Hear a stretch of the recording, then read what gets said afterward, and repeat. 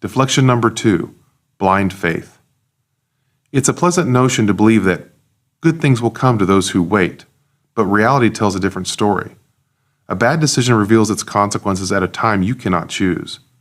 When this happens, we must deal with it. Having faith that things will work out is not action that advances our cause. Rather, it is inaction that is convenient and lazy. In fact, as a bad decision is being revealed, you may have an opportunity to limit the damage. It's all about your actions at the point you suspect things are not going the way you anticipated. The concept of being a good victim because you are waiting patiently for the desired outcome is harmful. While you are waiting, the world is passing you by. In this faith mode, if something good happens, it was simply coincidence, nothing more. Is coincidence a plan? Are you a good victim? Of course not. When a friend says, "Have faith," or "Keep the faith," what are they really saying? Are they consoling our hurt feelings or suggesting a plan of action? I suggest that people try to respond positively because it makes them feel better and it's all they can offer.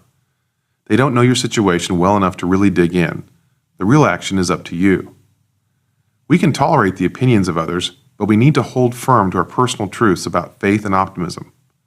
We can believe in people, having faith that people generally try to do the right thing.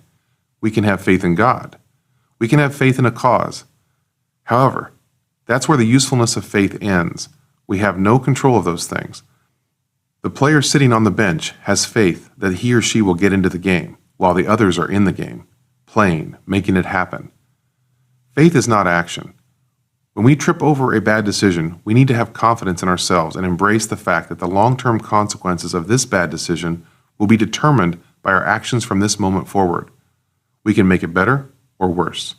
We can learn from this or trip over it again in the future. Blind faith is a lazy victim's approach. Deflection number 3, it is God's will. This may raise some eyebrows, but I see people reaching for this escape too often. I do not intend to take a religious stance in this statement. Rather, I suggest that the concept of God's will is misunderstood and misused when we encounter the results of a bad decision. Probably the clearest example of the knee-jerk use of God's will is when someone dies too young and one or more people who knew the person will remark, "It was God's will." This suggestion irritates me because their statement can be rewritten as, "God wanted this person to die at this time." Really? Shouldn't we look first at some really bad decision-making? The 5-year-old decided to run into the street. The 45-year-old decided to weigh 300 pounds and have high cholesterol. Steve Irwin decided to face dangerous wild animals for the cameras. Walt Disney and Jesse Owens decided to be smokers. Jimi Hendrix, Marilyn Monroe, and Heath Ledger decided to be drug users, etc. In other words, it is not likely that God is spending energy to will or cause you to make a bad decision when the majority of what the New Testament describes is His incredible love for us. Thus, it is the bad decision that causes consequences, not God's will. The concept of God's will is documented in the Bible with varied interpretations of how much free will He provides the rest of us in our lives. John 10:17-18 quotes Jesus to say, "I lay down my life so that I may take it up again. No one has taken it away from me, but I lay it down on my own initiative. I have authority to lay it down, and I have authority to take it up again." Throughout the Bible, we can see that free will exists for each of us to whether we choose sin or not, upholding His commandments or not, follow God or not, etc. Part of flourishing on this earth is we humans making the most of what He gives us, including great minds with which to learn and make good decisions. To attribute the consequences to God when you made the original decision is a cop-out. The same is true when you give Him the glory for a good outcome. If we want to be appreciative to Him for a good outcome from a decision we've made, it would be accurate to thank God for helping us to be in a position to make a good decision, helping us obtain the needed ingredients for a good decision, but not the decision itself. We own our decisions, and we cannot assign them elsewhere when it feels convenient to do so. Decisions are our free will in action. Deflection number 4, it's just bad luck. Quote, "People always call it luck when you've acted more sensibly than they have." Ann Tyler. If you were to pull your car into the next convenience station and purchase a Powerball lottery ticket and win, would you call that good luck?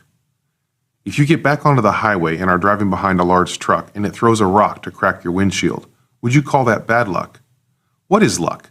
Is Lady Luck another name for chance? Yes, it is. Luck is randomness of the universe nearest you, acting and reacting in completely random fashion. You cannot create good luck or bad luck. It just happens. However, you can put yourself in position to benefit from randomness or be hurt by it. By purchasing the lottery ticket, you put yourself in the position to win against incredible odds. By driving closely behind the large truck, you put yourself in the position to catch a rock in your windshield.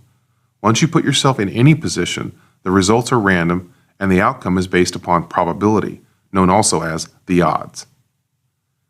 A few odds. The odds of becoming a lightning victim in the United States in any one year is 1 in 700,000. The odds of being struck in your lifetime is 1 in 3,000. In comparison, the odds of winning the Powerball lottery are 1 in 175 million per ticket or more. Thus, we are 250 times more likely to be struck by lightning than to win the Powerball jackpot. Over a lifetime, assuming we bought a Powerball ticket every month for 50 years, we are 973 times more likely to be struck by lightning than to win the Powerball jackpot. A quote from Star Wars, Episode 5, The Empire Strikes Back. C-3PO. Sir, the possibility of successfully navigating an asteroid field is approximately 3,720 to 1. Han Solo. Never tell me the odds. The odds don't change to suit our needs. In the lottery of life, success or failure is about each of us controlling our position. If you put yourself in a high crime area, the odds are higher you will be unlucky with a criminal. If you wear your seatbelt, you will be more lucky in a car crash. If you graduate college, you greatly increase your odds of getting a good job. You cannot change the odds unless you manipulate the ingredients. Thus, all you can really affect on issues that are mostly chance is to put yourself in the best position to win. At the casino. As you sit at the Vegas blackjack table and the dealer is pulling cards from a 6-deck shoe, there is nothing that you can do to 1. Change the cards in that 312-card shoe, or 2. Change the cards the other players take, or 3. Change the cards the dealer takes. It's purely random and the odds are fixed. This is why card counting is illegal, because it changes the player's odds.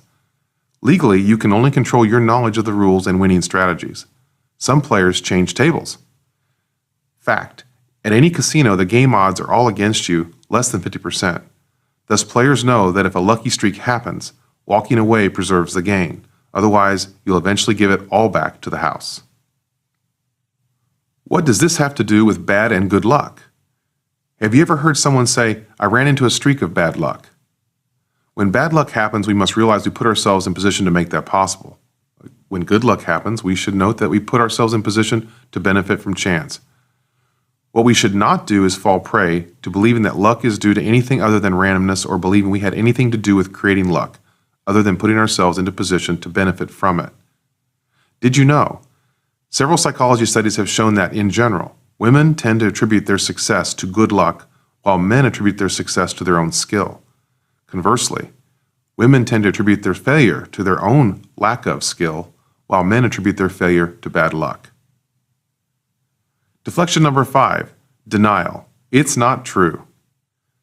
The President of the United States has, more than once, showed us the wisdom and stupidity of denying an allegation, attempting a cover-up, and finally admitting to the wrongdoing. A bad decision made years earlier can come to light, and a fast escape route is to double down with denial. From college football coaches to Hollywood starlets to local coffee shop regulars, the truth usually comes out about a bad decision, and they take the consequences to a new low with denial. False denial adds to your resume either clueless or liar. In the business world, I see business owners all the time who are in financial denial about the condition of their businesses. They remain incredulous as their creditors are liquidating the business for pennies on the dollar. Ignorance is a choice. People either don't know, or they know and refuse to acknowledge the results of bad decision-making. Denial is only temporary. Reality finds us all eventually. Deflection number 6, accommodation. I'm not trying hard enough. In my early management days, when I had evidence that an employee was a bad hire, I would double down. For a poor hire, I would spend more time with them, more clearly specifying what needed to be done, accommodating their quirks by adjusting their job description, whatever needed to be done to make them work out okay. Thus, I would spend more time and more money and opportunity cost to get to the same result.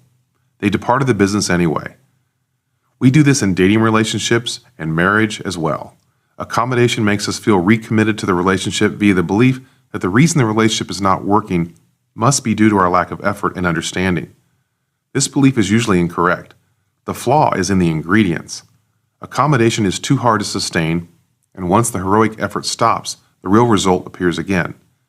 To refresh this feeling, think about the last personal or work relationship you had that turned out to simply be too much work to hold together. Accommodation is draining and unsustainable. Personal quiz. What form of deflection do you most tend to use? To review, it was fate, blind faith, it was God's will, it was just bad luck, denial, it's not true, accommodation, I'm not trying hard enough. Beyond deflection, the second error we make is defending sunk costs. I have too much invested to quit now. This error is sort of like going down with the ship, because you are a stubborn captain of the famous boat USS Failed Decision.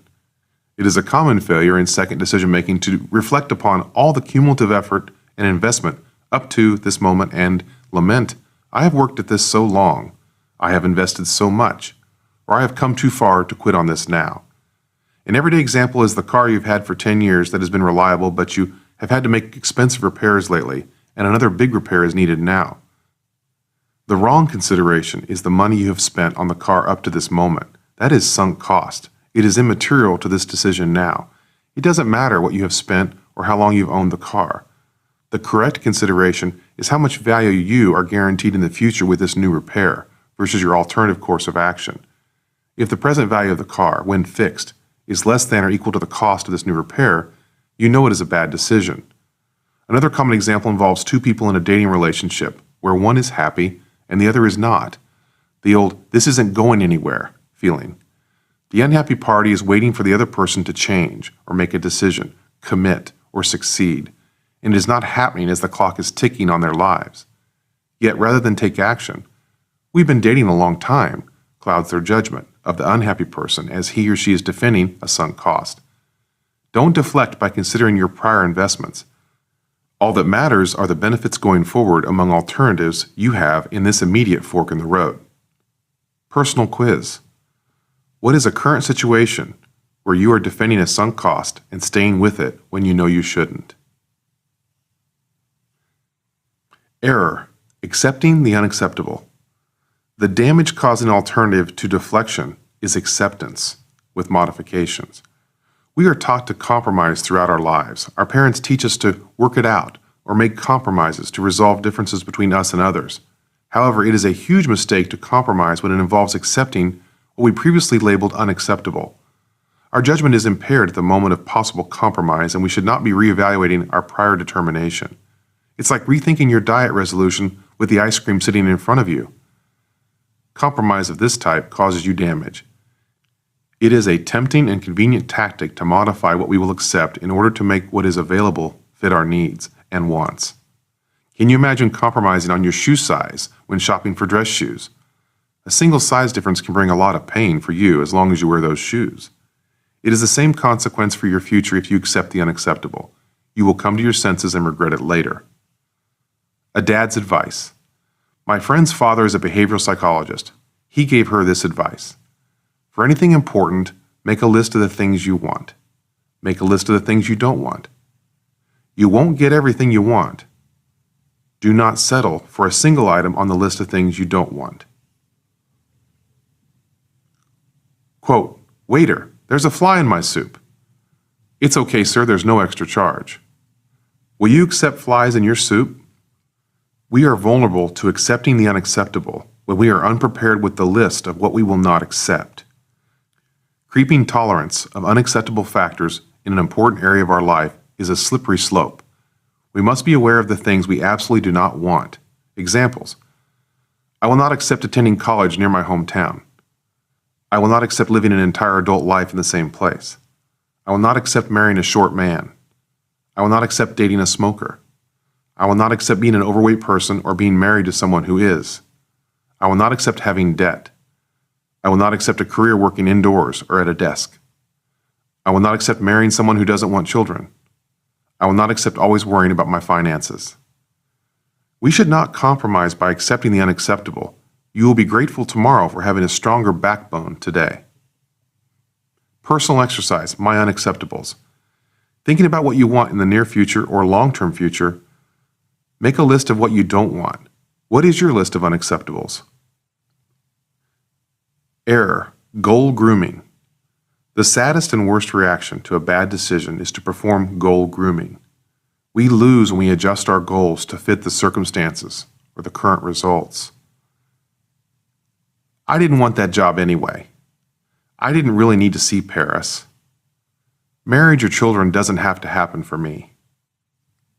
I don't have to get that specific degree. I guess I'll never be fit or thin. Owning a house is overrated. Instead of relocating to the city I desire, I can just visit once in a while. I've been wanting a black SUV, but the dealer only has blue. I guess I like blue too. It is a form of self-soothing to restate our goals to make the current failure feel less painful. We need to catch ourselves when we are goal grooming and perform a quiet pause to let the pain subside and not negatively coach ourselves any further. It's stinking thinking to restate goals. Reduced goals are permanent course corrections and a reduction in your life's rewards. Personal quiz, goals I've groomed. What was the last goal you considered grooming downward? How did you react? Second decision option 1 of 2, fail fast. Instead of deflection and defending sunk costs and accepting the unacceptable and goal grooming, the better idea is this, fail fast. Don't try to fix it, it's time to move on. You have all the evidence you need, and it's okay to go fast. This is the second reactionary decision about what you're going to do with this specific failure. When it's time to deal with failure, do it quickly. Don't drag it out. It prolongs pain and creates possible opportunity costs, things you could have done instead, people you could have met instead. When we have ample evidence of failure from a past decision, it's time to act. A good second decision is to fail fast. It does not come naturally to us because failing has been labeled so dreadful. On the contrary, it is more dreadful to make the failure bigger and take longer to do so. To successfully fail fast, we do not make the errors as described above, as that will waste time, throw us off course, and distract us from what we really need, a conclusion and a restart. To fail fast is not to quit. It is to stop adding to a poor investment. Have you ever postponed failure and the result was the same anyway? What was the difference? Lost time, effort, and emotion. Life examples. Not breaking up when you know it's not going to work. Not selling when you have an offer. Not quitting the job when you know it's a dead end. Not giving up spending when money is tight. Not stopping the project when it's obviously not turning out correctly. Not declining the invitation when you have no interest in the people inviting you. When failing fast, turn the guilt and fear into satisfaction that you've reached a conclusion and you can move on. Certainty feels good. I'm done with that. Personal exercise. A failure on life support. What failure have you been keeping alive using the above errors when it deserves to fail fast so that you can move on positively? Second decision option 2 of 2, fix fast. The only alternative to failing fast is to fix fast. Yet fixing fast has one specific requirement or it cannot qualify as an alternative. The fix must fundamentally change the situation, alter the terms, or rework the deal. The fix cannot be to try harder, recommit, or rely upon good intentions or promises. The fix is not a compromise. The fix is a real physical adjustment to the original failure. When we are waking up in a cold house in the winter, a fix is to adjust the thermostat and start the heat. When it begins raining on us, a fix is to take ourselves indoors. When we are unhappy with our group, a fix is to change the group leader or leave the group. When we cannot get our work done, a fix is to assign work to someone else. Examples of fixes you can always make. Create a new contract or agreement with different terms, including how success is measured, how commitment is proven, a new price, and termination clauses. Change your role, your effort, your responsibilities. Get help. Get a firm commitment from someone to step in and change the situation for the better. Add resources, make more money, create more available time, dedicate space. Remember, hope and good intentions are not action. Either fail fast or fix fast and move forward. What to do with decision failures, a review. As a quick review, our reaction to decision failure is important to limit the damage via the 3 helpful approaches. 1. Control the mental chaos in our heads and recognize when we are not thinking clearly. 2. Avoid the errors of deflection, defending sunk costs, accepting the unacceptable, and goal grooming. 3. Make a solid second decision to minimize the near-term damage and the long-term impact and move forward, either fail fast or fix fast. Personal exercise. Fail or fix. What failure is at the top of your mind that most needs to fail fast or fix fast so you can move forward positively? Learning from failure. The best thing we can do with failures in our decision making is understand how we put ourselves in the position to fail. Were we aware of the needed details? Did we make bad assumptions? Do we repeat the same mistakes? Was I the decisionator when I made that decision? We cannot be a perfect judge of people or ideas or any other decision category. Thus, failures are best reviewed and memorized for why the failure occurred, which demands that we take responsibility for the original decision. We accumulate wisdom as we learn familiar patterns with ourselves, other people.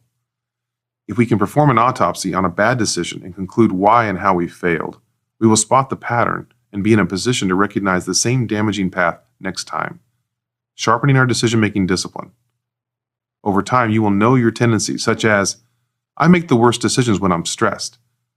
I cannot make great people decisions. I am blinded by hope. I should never buy expensive items by myself.